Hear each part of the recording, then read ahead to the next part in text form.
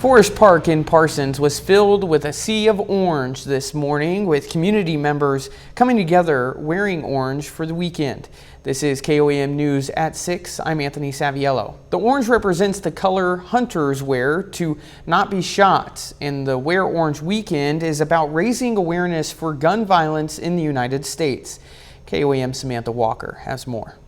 Dozens of t-shirts are strung up across Forest Park in Parsons, representing a voice that can no longer be heard.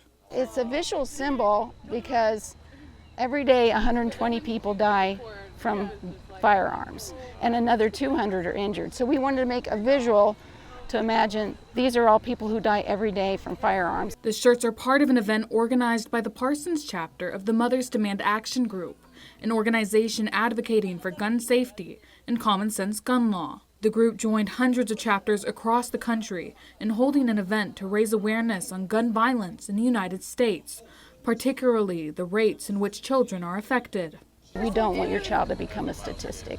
Every year 355 children accidentally shoot themselves or others. So that's something we can prevent. Numerous community organizations are involved in the annual fun run, helping to provide information and resources on common sense gun safety and practices.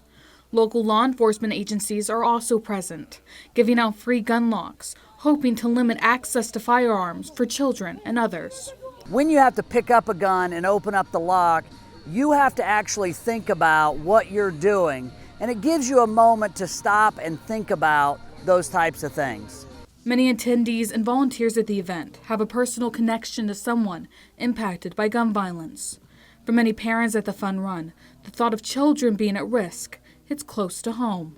When I was in school, the drills that we had were fire drills, tornado drills, but my children went to school with active shooter drills their whole time, and that's not right. We, in America, our children shouldn't be killed by guns. This is the #1 killer. It should be some other accident, something that we can't control, not gun violence.